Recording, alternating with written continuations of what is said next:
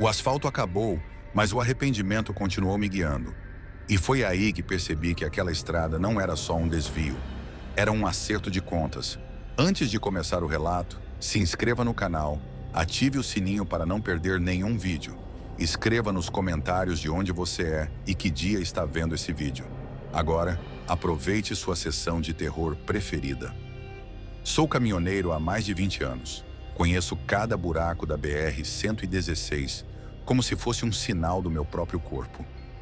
Nunca fui de acreditar em assombração, maldição ou castigo divino.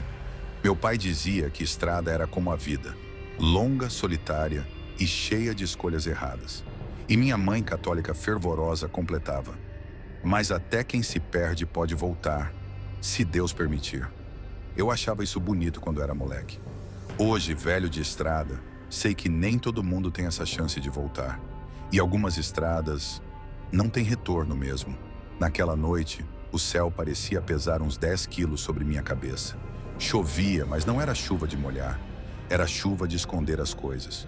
Os faróis mal alcançavam alguns metros à frente. Eu vinha descendo a serra carregado de bobinas de aço, a caminho de Sorocaba, quando a polícia rodoviária me obrigou a parar. Acidente grave mais à frente. Caminhão tombado, pista interditada. Um policial indicou um desvio improvisado pela lateral de um posto abandonado. Disse que era por ali que os motoristas estavam passando. Vi uns 2 carros se enfiando no mato e decidi seguir. Não queria passar a noite encostado no acostamento, ainda mais com aquele peso na carroceria. Foi aí que o mistério começou. O caminho era estreito, de terra batida, mas bem marcado. O GPS travou logo nos primeiros 5 minutos. Sinal morto. Eu deveria ter me preocupado mais com isso. Mas segui, como a gente segue quando acredita que é só uma questão de tempo, até reencontrar o asfalto. Só que a estrada não acabava. 15, 20, 30 minutos. Nenhuma bifurcação, nenhum carro vindo no sentido contrário, nenhuma casa, nada. Só mato, barro e a sensação de que eu estava sendo observado. Foi quando avistei a primeira placa. Não pense nos seus pecados. Era de madeira velha, escrita à mão, fincada do lado direito da trilha. Achei que fosse alguma pegadinha de caipira, mas uma parte de mim travou. Não porque eu fosse religioso ou medroso, mas porque a frase me tocou, como se soubesse. Continuei. Não tinha mais como dar ré. Era estreito demais para manobrar aquele bruto. A segunda placa apareceu 5 minutos depois. Não olhe para trás. Foi aí que o caminhão engasgou. Um solavanco. Como se eu tivesse batido em alguma coisa invisível. Mas não havia nada ali. Nada além da estrada. Engatei a marcha e tentei avançar. O motor roncou, mas o caminhão não saiu do lugar. E então, o rádio, que estava mudo desde o começo da trilha, chiou. E no meio do chiado, uma voz de mulher sussurrou: ele não parou para ajudar. Juro por Deus, eu estava sozinho. Sem sinal, sem rádio, sem passageiro. Na cabine, a temperatura caiu de um jeito absurdo. Como se alguém tivesse aberto a porta do outro lado. O espelho retrovisor estava escuro, mas juro que vi movimento lá fora. Um vulto. Só que quando olhei direto, não havia nada. Foi aí que o terceiro aviso apareceu, pintado direto em uma pedra no chão. Ela está escutando. Nessa hora comecei a suar frio. Não era só o medo, era culpa. Era como se alguém estivesse mexendo nas gavetas da minha memória, abrindo a que eu sempre mantive trancada desde aquele dia. Tentei sair dali, juro. Acelerei, buzinei, rezei até a oração que minha avó me ensinou. Anjo da guarda, minha companhia, guarda minha alma de noite e de dia. Mas o caminhão estava preso. Comecei a andar. Saí da cabine, pisei no barro frio e fui até a frente do caminhão. Nada bloqueando, nada físico. Mas mesmo assim, o bruto não andava. Voltei para a cabine. Foi aí que vi, no para-brisa, escrito com o próprio vapor do vidro: você matou, confesse. O mundo parou. Minhas mãos tremiam no volante. O cheiro da chuva misturado ao diesel, o som distante de passos no mato, o eco da minha respiração. E então, o rádio voltou a chiar. A voz da mulher disse de novo, mais clara agora: ele viu o carro capotado, mas ele seguiu. Ali, O passado explodiu como um pneu estourando a 120 quilômetros por hora. Mas eu não falei nada, nem para mim mesmo. Apenas fechei os olhos. E quando abri, havia mais uma placa, cravada bem diante do capô. Não estava lá antes. A estrada só termina quando a verdade começa. E foi ali que eu soube. Aquela estrada não era um desvio qualquer. Era o tribunal onde o asfalto é o juiz e o veredito ainda estava por vir. Eu encarei aquela placa por minutos. A estrada só termina quando a verdade começa. Era como se ela estivesse me esperando. Como se alguém ou algo já soubesse que mais cedo ou mais tarde eu teria que dizer aquilo em voz alta. E foi aí que começou o pior trecho da viagem. A parte em que não se luta contra o sobrenatural, mas contra a própria consciência. Voltei para a cabine. A chuva batia fina no para-brisa e fazia aquele som ritmado que costumava me acalmar em viagens noturnas. Mas não agora. Agora parecia um relógio, marcando o tempo que me restava. Girei a chave e, sem entender como, o caminhão pegou. Como se tivesse ouvido algo que o permitisse seguir. A estrada continuava na mesma trilha de barro vermelho, sem um cruzamento sequer. Só que agora placas começaram a aparecer de forma mais frequente. Não mais com frases enigmáticas. Agora eram acusações. Você não ajudou. O sangue não some. Eles ainda esperam por socorro. Meu coração martelava no peito. Cada mensagem era uma ferida sendo reaberta. Comecei a lembrar. Mais do que lembrar, reviver. Era 2013, uma madrugada igual a essa. Eu vinha descendo o trecho entre Teófilo Otoni e Governador Valadares. Estava atrasado para entregar carga e tinha dormido mal por 2 dias seguidos. Pisquei por meio segundo e quando abri os olhos, o carro já estava atravessado no acostamento. Capotado, de cabeça para baixo, faróis piscando, uma mulher saindo pela janela, aos tropeços, com o rosto coberto de sangue. E eu segui, porque não era meu problema. Porque parei por um instante, olhei pelo retrovisor e vi movimento. Eles ainda estavam vivos, mas eu segui. Disse para mim mesmo que alguém viria atrás, que um carro, um ônibus, qualquer coisa. E quando cheguei ao posto, 1 hora depois, pensei em ligar, mas não liguei. No outro dia, a notícia: 3 mortos, mãe, pai e uma criança. Eu dormi mal por semanas, mas o tempo foi calando aquilo dentro de mim, enterrando. Só que agora, ali naquela estrada que nem constava em mapa nenhum, aquilo estava cavando de volta. O rádio chiou de novo. Não era mais uma voz feminina. Era a voz de uma criança. Moço, por que você não parou? Pisei no freio com tudo. O caminhão deu um tranco e quase apaguei. Não havia ninguém na estrada. Mas juro por tudo que é mais sagrado. Havia marcas de mãozinhas pequenas no vidro da cabine. Como se alguém tivesse tentado espiar lá de fora. Como se ainda esperassem a resposta. Saí da cabine. O mundo estava quieto demais. Nem vento, nem grilo, nada. A terra parecia absorver todo o som. E foi aí que vi uma curva. A primeira curva em toda aquela trilha. Quase não acreditei, mas ao dobrá-la, o mundo mudou. A estrada virou asfalto, novo, como se tivesse sido construído ontem. E do lado direito, um carro capotado. O mesmo carro. Meus pés foram até lá sozinhos. As lanternas ainda piscavam. Dentro, 3 silhuetas imóveis. Mas não mortas, congeladas, num momento que parecia se repetir eternamente. A mulher estava com o braço esticado, a mão sangrando, os olhos voltados para mim. E então, eu entendi o que aquela estrada queria. Ela não era só um desvio, era um julgamento. Mas não desses em que alguém te acusa. Era você contra você mesmo. Contra o que você fez. Ou deixou de fazer. Me ajoelhei no chão molhado. Olhei para o céu e chorei, feito criança. Gritei, implorei. Desculpa, desculpa, desculpa. Não houve resposta. Mas a chuva parou. Quando olhei de novo, o carro tinha sumido. No lugar, uma placa simples pendurada em uma árvore. A verdade foi ouvida. E logo abaixo, em letras menores, agora siga em paz e lembre. Voltei para o caminhão sem entender o que era aquilo. sem saber se era sonho, castigo, inferno ou alguma espécie de purgatório disfarçado de estrada. Liguei o motor, engatei a primeira. A estrada agora levava a um portal de árvores. E além, luzes, postos, carros, civilização. Como se eu tivesse voltado. Olhei para o GPS. Estava funcionando. Estava de volta na rota original. Cheguei em Sorocaba de manhã, pálido, esgotado. Entreguei a carga e fui direto para uma delegacia. Contei tudo. O caso de 2013. Falei nomes, datas, local. O delegado achou que eu estava delirando, mas o boletim da época existia. A tragédia também. E eu nunca mais voltei para aquela rota. Nunca mais vi placas estranhas, nem ouvi vozes no rádio. Mas toda vez que passo por algum acidente na estrada, eu paro. Nem que seja só para segurar a mão de alguém por alguns segundos. Nem que seja só para dizer que dessa vez alguém ficou.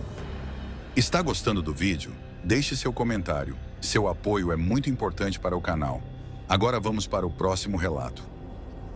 Na primeira vez que vi a rua, ela não devia estar ali. E ainda assim parecia mais velha do que qualquer outra coisa naquele bairro. Meu nome é Caio, tenho 22 anos. E até poucas semanas atrás, eu morava numa vila pacata no interior de Minas, onde a maior emoção da semana era o sino da igreja atrasando 2 minutos. Era um lugar de rotina, onde todo mundo se conhecia, onde as fofocas eram plantadas como mudas e cresciam com o tempo. Cresci ouvindo minha avó dizer que tem coisas que a gente não deve procurar, porque elas sempre acham a gente primeiro. Naquela vila, existia um sussurro antigo que nenhum adulto admitia em voz alta, mas toda criança aprendia sem querer. Nunca vá nos becos entre 2 e 3 da manhã. Ninguém explicava por quê. Alguns diziam que era coisa de gente doida, outros falavam de assombração. Mas meu pai, um homem sério que nem gostava de igreja, uma vez me segurou firme pelo braço e disse: "Promete para mim que você nunca vai tentar ver a tal rua, nem por brincadeira." Eu prometi. Claro que prometi. Tinha uns 10 anos e quase me mijei com o olhar dele. Mas promessa feita na infância é como cerca de arame farpado.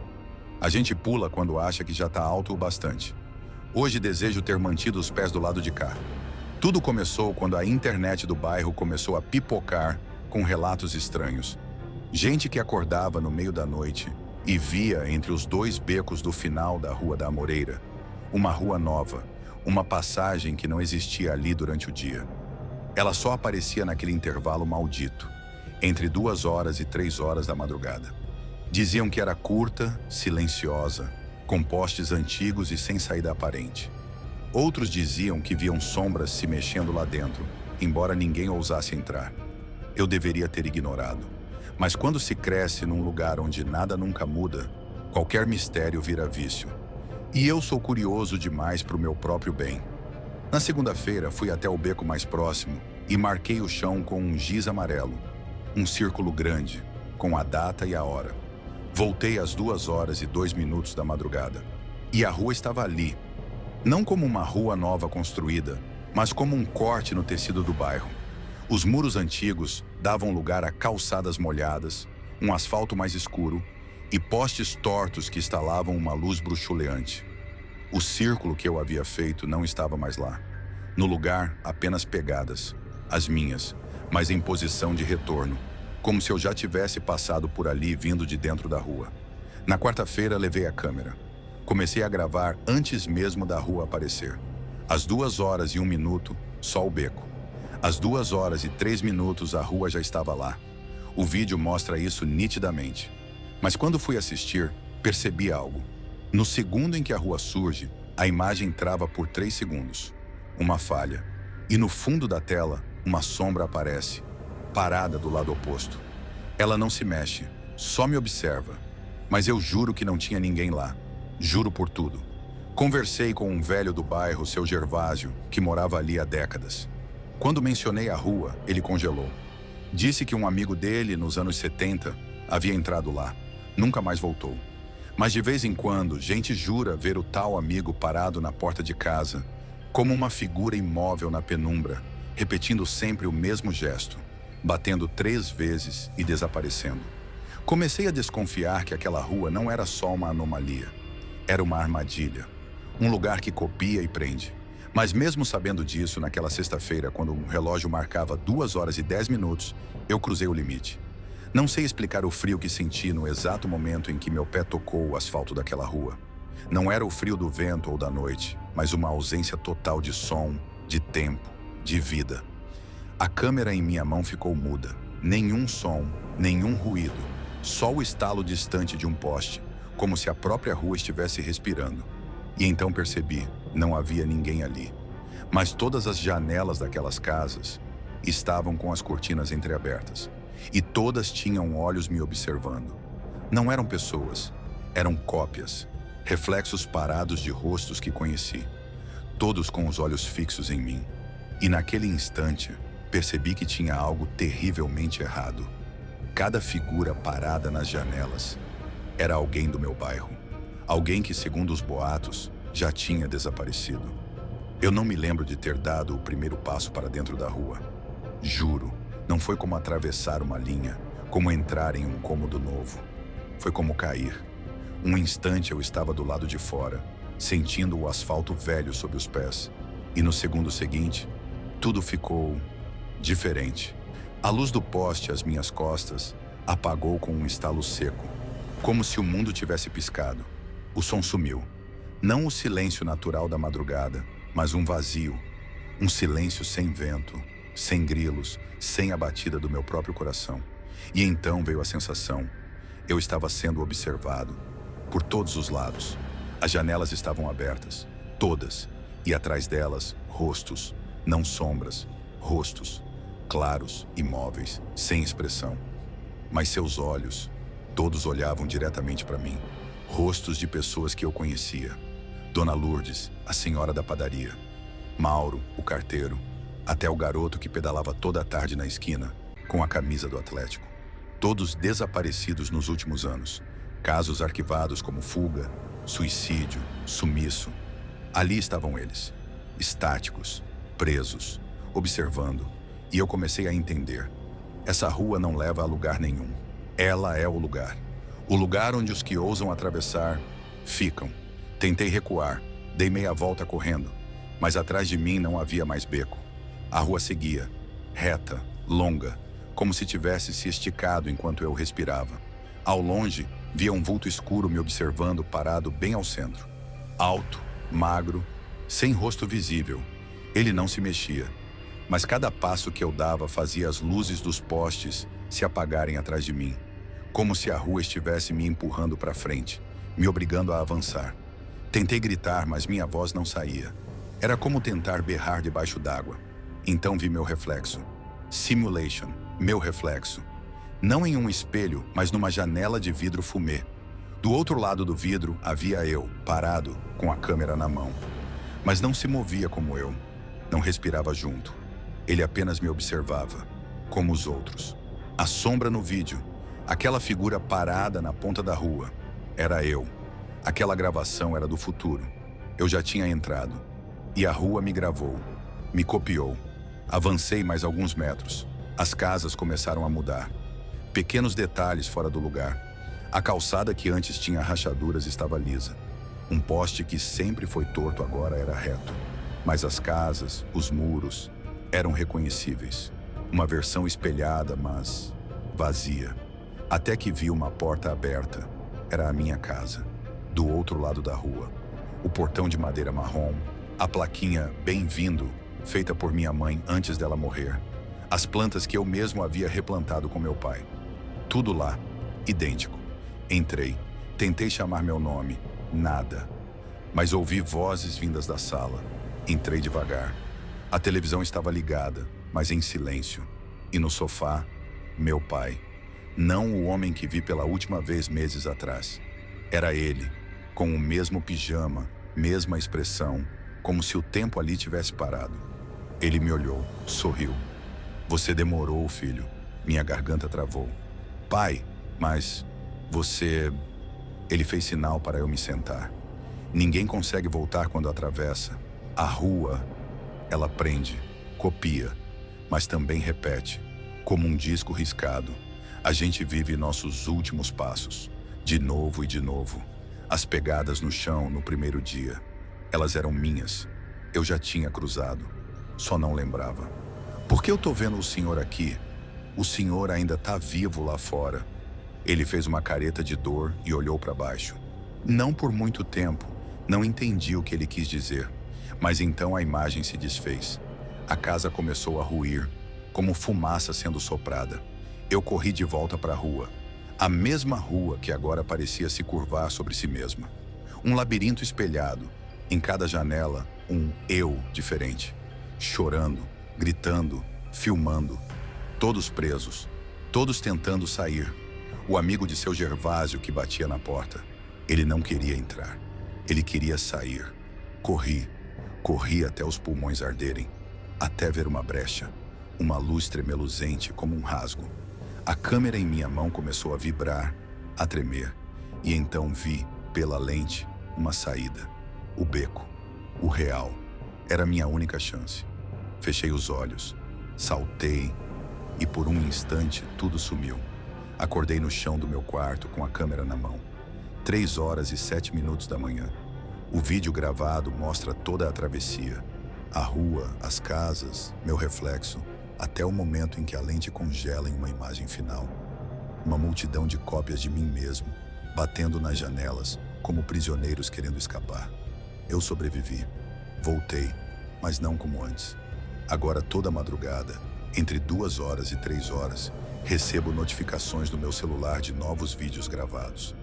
Mesmo com a câmera desligada, em todos eles, sou eu andando naquela rua, com uma expressão que ainda não fiz. E há sempre algo novo atrás de mim, algo que se aproxima. A rua é um atalho para uma cópia da cidade, um reflexo preso no tempo, um labirinto de últimos passos. Cada pessoa que atravessa é copiada, aprisionada e esquecida. A rua não aparece para todo mundo, só para quem já está marcado para entrar. E a marca nunca some. Se um dia de madrugada, entre os becos, você vira uma rua que não deveria existir, não entre, porque mesmo que consiga voltar, você não vai ser mais o mesmo. E o que ficou lá dentro?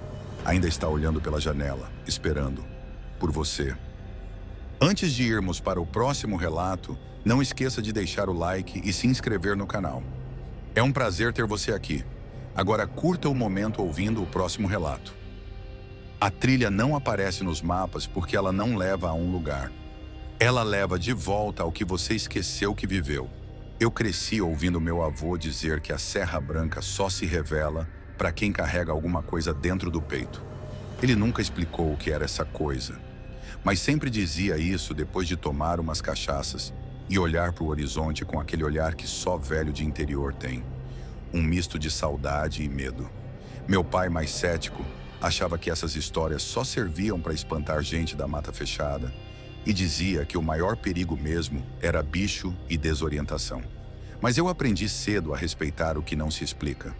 Fui criado entre trilhas, galhos estalando debaixo dos pés, cheiro de terra molhada e os silêncios que só a mata sabe fazer. Com 17 anos comecei a guiar turista trilheiro. No começo era só trilha leve, mirante, cachoeira. Mas depois fui pegando fama de conhecer cada palmo da serra. Me chamavam para roteiros mais pesados, acampamento em mata fechada, subida de madrugada para ver o sol nascer do topo. Nunca tive medo, nunca me perdi. Mas todo verão, sem falha, tinha uma notícia. Turista desaparece na Serra Branca. Sempre o mesmo padrão. Gente que dizia ter achado uma trilha nova, uma descida estranha, um som diferente. Depois sumiam. Sem corpo, sem mochila, sem sinal. Eu achava que era tudo imprudência, ou gente que entrava com GPS e achava que isso era suficiente. Até que um dia, um velho guia que conheci numa expedição, com os olhos cheios d'água, disse para mim: "Você vai achar a trilha, mas só quando for tarde demais." Guardei aquilo por anos, mas esse ano o verão veio diferente. Uma mulher apareceu na minha pousada. Rosto firme, sotaque do sul. Disse que o irmão sumiu na serra 5 anos antes. Ele deixou um bilhete no carro. "Vou seguir o som." Ela me entregou um pingente. "Se encontrar isso, me liga. Ou deixa no pé da serra. Eu volto todo ano, sempre no mesmo dia." Guardei o pingente no bolso e prometi que ia tentar. Na semana seguinte, saí cedo. Equipamento pronto, trilha conhecida. Mas no meio da subida, depois de um trecho que eu conhecia de olhos fechados, encontrei uma bifurcação. Nunca tinha visto aquele caminho. O chão estava limpo, como se alguém tivesse passado ali havia pouco tempo. Um cheiro doce no ar, como flor que não devia florescer naquela altitude. E o pior, nenhuma marca no GPS. Um frio subiu pela minha espinha. Respirei fundo, marquei o ponto no relógio e entrei. A trilha parecia fácil, quase como se tivesse sido feita para caminhar. Mas atrás de mim, o mato começou a se fechar. Os galhos que estavam abertos minutos antes, agora estavam cerrados, como se nunca tivessem sido mexidos. Tentei voltar e não consegui. Continuei. O silêncio era completo. Sem grilos, sem vento. O céu acima começou a mudar, escurecendo num tom que não parecia nuvem ou tempestade, mas como se o dia estivesse envelhecendo rápido demais. Caminhei por horas, ou minutos. Não sei. Foi então que vi algo pendurado num galho. Uma mochila. Limpa, sem sinal de mofo ou desgaste. Dentro, um caderno de anotações. Nome, datas, pensamentos. Assinado por uma das turistas desaparecidas em 2011. Papel novo, caneta fresca, página escrita como se fosse ontem. Encontrei mais coisas. Um tênis em perfeito estado, ainda com lama fresca na sola. Um boné, uma garrafa de água quase cheia. E então, o pingente da mulher, preso a uma pedra, como se alguém tivesse deixado ali de propósito para ser achado. Quando peguei, senti uma tontura. Imagens passaram pela minha cabeça como um raio. Rostos conhecidos, um grito, eu mesmo. Mais jovem, com medo. Mas aquilo não podia ser. Eu nunca tinha estado ali. Ou tinha. Segurei o pingente com força, tentando entender por que aquela imagem da minha própria cara, mais jovem, mais assustada, havia me atravessado tão nítida quanto um soco no estômago. Eu estava suando frio, mesmo com o ar da serra parecendo parado e denso. O relógio no meu pulso, que sempre foi meu fiel companheiro de trilhas, marcava 12 horas e 14 minutos. Estava marcando 12 horas e 14 minutos, desde que peguei a bifurcação. Andei mais alguns metros tentando seguir qualquer tipo de lógica, mas a trilha simplesmente não seguia lógica nenhuma. Era como andar num sonho. Às vezes parecia que eu voltava para o mesmo ponto. Outras vezes o chão ficava diferente, mais úmido, mais seco, coberto de folhas ou limpo como uma estrada nova. Até a luz parecia se comportar como um animal estranho. Havia momentos em que tudo escurecia mesmo sem nuvem no céu. Foi quando ouvi passos, não os meus, se afastando rápidos. Pareciam ser de alguém descalço. Fui atrás, corri, tropecei em raiz, bati o ombro numa árvore, até que parei bruscamente. Diante de mim, no chão, havia um boné azul com um símbolo turístico de 2009. Novíssimo. Virei-o com a ponta dos dedos e encontrei um nome bordado por dentro. Henrique, o nome do irmão da mulher que me procurou. Mas o que mais me gelou foi o que estava atrás do boné. Era uma foto de mim, 12 anos mais novo, guiando um grupo numa trilha, a mesma que eu achava que estava pisando pela primeira vez. Sentei, o coração disparado. Peguei o caderno da turista desaparecida que eu havia encontrado antes e comecei a reler com mais atenção. Ela anotava coisas como: esse lugar sabe o que você carrega. Ele te mostra o que você esconde. O tempo aqui não anda. Ele repete. E só quem esqueceu consegue sair. Fechei o caderno e levantei. Então comecei a entender. A Serra Branca não era uma trilha maldita, uma floresta assassina. Era uma armadilha mais sutil. Ela devolvia as pessoas para o momento exato em que elas cruzavam com aquilo que não conseguiram enfrentar. Era por isso que tudo estava intacto. Era por isso que os sons paravam. Era por isso que os objetos pareciam novos. Ali, nada envelhecia. Nem as coisas, nem o trauma. Eu comecei a andar mais devagar, respirando fundo, tentando lembrar de algo que me ligasse àquele lugar. Foi então que vi uma clareira que me pareceu familiar, de um jeito que me arrepiou inteiro. No centro dela havia uma pedra chata, grande, e sobre ela, Uma inscrição em letras rústicas entalhadas com faca. Não siga o som. Um estalo na minha cabeça. Eu me vi ali, jovem, de mochila, cabelos mais cheios. Eu estava sentado naquela pedra anos atrás, sozinho. Lembrei. Eu segui o som. A lembrança veio como uma avalanche. Era uma expedição de 2012. Eu estava testando um caminho novo sozinho. Queria mapear uma nova rota. Naquele verão, tinha ouvido uma música, doce, leve, como alguém assobiando. Segui aquilo por horas até a mata mudar de cara, até as árvores ficarem mais espaçadas e tudo parecer calmo demais. Lembro de ter dormido numa clareira e acordado de novo na base da serra. Acordei sem lembrança clara de como voltei. Achei que tinha sido cansaço, desidratação. Nunca falei pra ninguém, mas eu voltei. E agora entendo. Nem todos voltam. Só volta quem esquece. Por isso, os desaparecidos nunca foram encontrados. Eles ainda estão lá, repetindo, vivendo o mesmo medo, a mesma decisão, presos num tempo. E agora eu lembrava. E ao lembrar, a trilha não me deixaria mais sair. O céu ficou vermelho, um tom impossível. Comecei a ouvir o assobio de novo, mas dessa vez, ele vinha de mim. Entendi então o grande mistério do começo. A trilha não é um lugar escondido. Ela é um momento no tempo. Uma dobra que se fecha sobre quem tem contas em aberto com o próprio passado. Cada pessoa que desapareceu seguiu algo que já trazia dentro de si. Culpa, medo, curiosidade, dor. E eu voltei porque precisava lembrar. Porque só lembrando, a trilha se fecha completamente. Ouvi passos atrás de mim. Virei. Era outro eu, um mais velho, cabelos grisalhos, roupa gasta, olhos fundos. Ele me olhou e disse: "Se você lembrar demais, fica para sempre." E então sumiu. Hoje eu não sei quanto tempo passou. Vejo o céu mudando devagar, como se estivesse respirando. Vejo turistas passando. Às vezes eles me veem também, às vezes não. Alguns deixam coisas cair, objetos que reencontro depois. Outros somem. Poucos voltam, porque a maioria tenta entender. E entender, aqui, é prisão. Eu sou o guia, sempre fui, e agora finalmente sei o caminho. Mas nunca mais vou sair dele. Vamos para o próximo relato. Mas antes, se inscreva no canal e ative o sininho de notificações para não perder nenhum vídeo.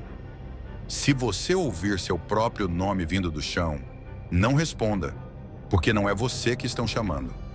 Nunca levei a sério as histórias que meu avô contava sobre o Morro do Vigia. Ele dizia que o lugar era maldito desde o tempo dos escravos fugitivos, que alguns corriam para lá buscando refúgio e nunca mais voltavam. Minha mãe falava que eram só lendas antigas, criadas para manter criança longe do mato fechado e dos bichos bravos. Mas naquela noite, fugindo da ronda, bêbado e rindo alto com os outros, eu devia ter ouvido meu avô. Meu nome é Caio. Tenho 17 anos e cresci num bairro colado na parte antiga da cidade. Ali, histórias de medo passavam de geração em geração, como receita de chá. Nunca assobie à noite. Não ande em trilha de formiga grande. Se uma coruja parar no telhado, é aviso.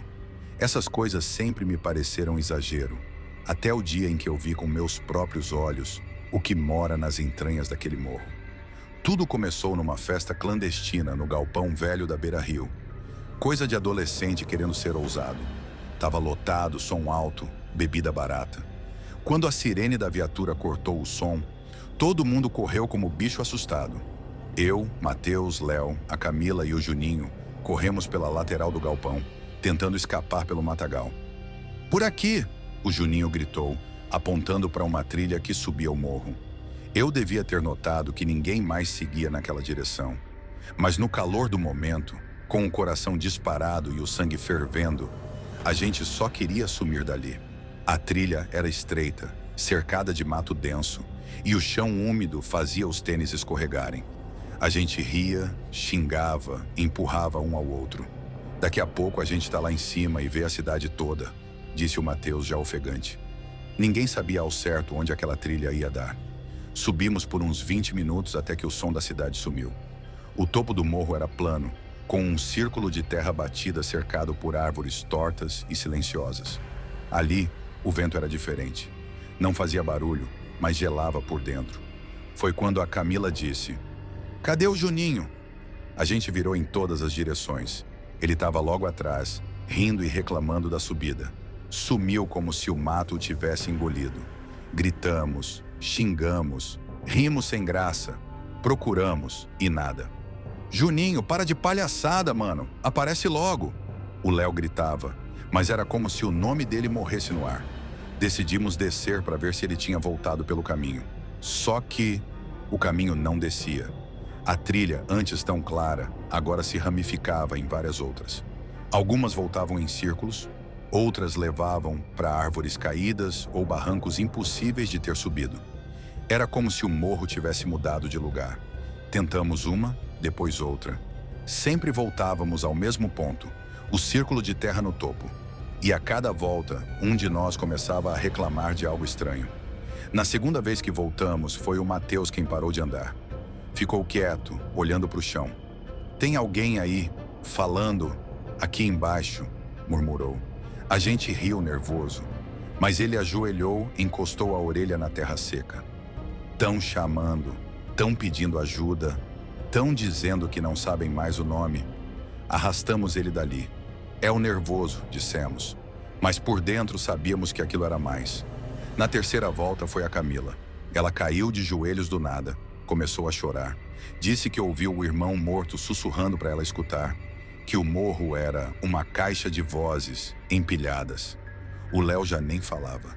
Tinha pegado um galho seco e desenhava círculos no chão, como se aquilo fosse algum tipo de mapa que só ele via. E eu sentia que algo me vigiava. Não de fora, de baixo. A noite avançava. Não sabíamos mais se era madrugada ou se o tempo ali tinha parado.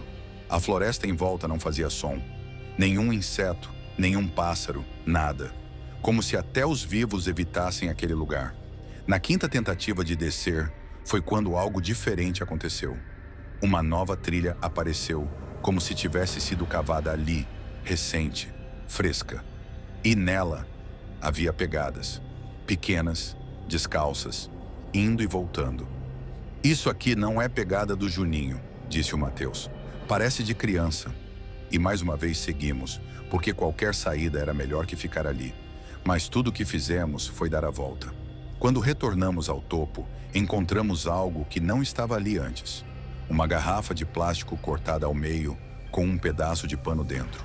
Um tipo de vela improvisada, apagada, como um sinal de vigília. E do chão veio o sussurro mais claro até agora. "Você já passou por aqui antes e esqueceu." Aquela voz, baixa, rachada, mas nítida. "Você já passou por aqui antes e esqueceu." Congelamos. Ninguém se mexeu, ninguém respirou alto.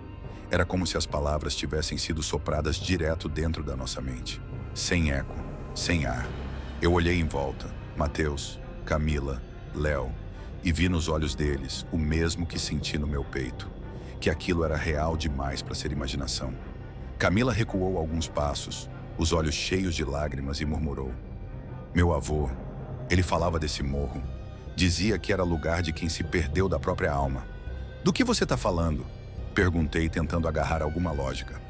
"Ele dizia que tem gente que entra aqui e esquece de sair, porque o morro lembra mais do que a gente." Era a frase mais estranha que eu já tinha ouvido.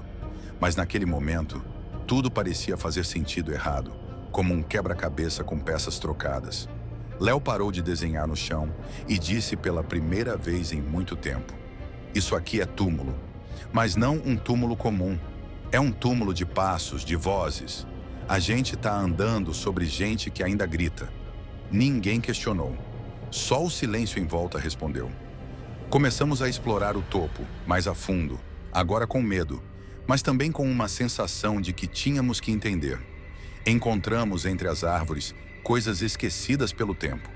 Um pedaço de mochila rasgada, um isqueiro corroído pelo tempo, uma correntinha com o nome Flavinha gravado. Nada era recente. Tudo ali contava a mesma história.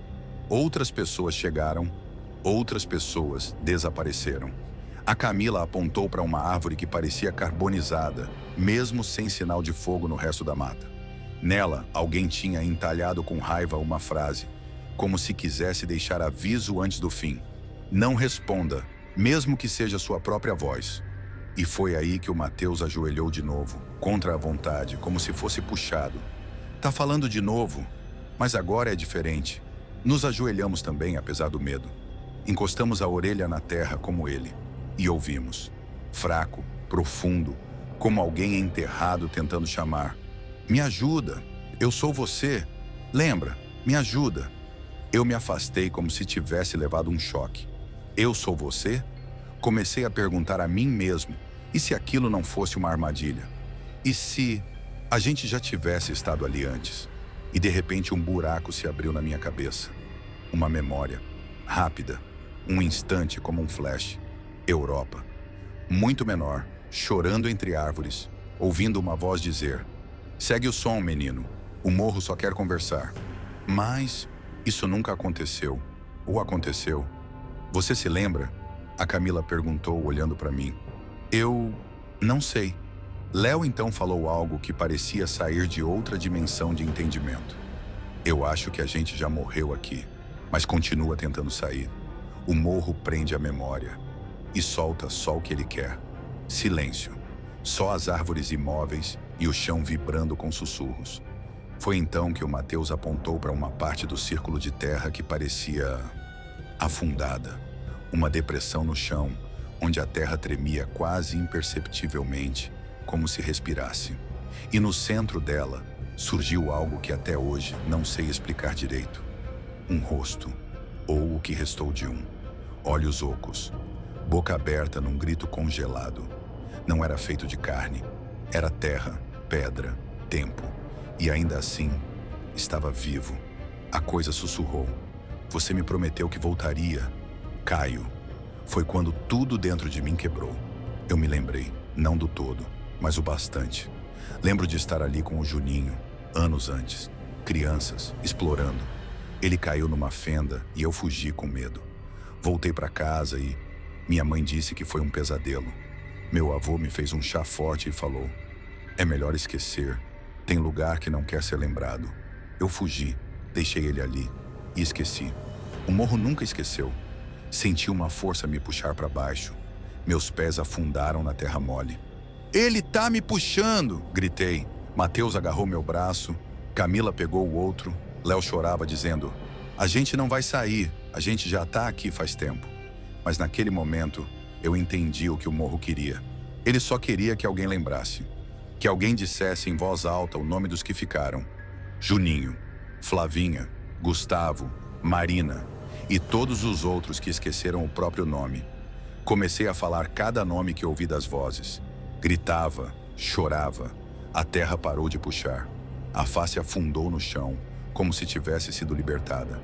E então, pela primeira vez, a trilha apareceu. Clara, descendo, única. Como se o morro tivesse mostrado a saída em troca da lembrança. Vamos! Gritei. A gente desceu correndo sem olhar para trás. Os galhos batiam na cara, o mato cortava as pernas, mas o caminho não desapareceu.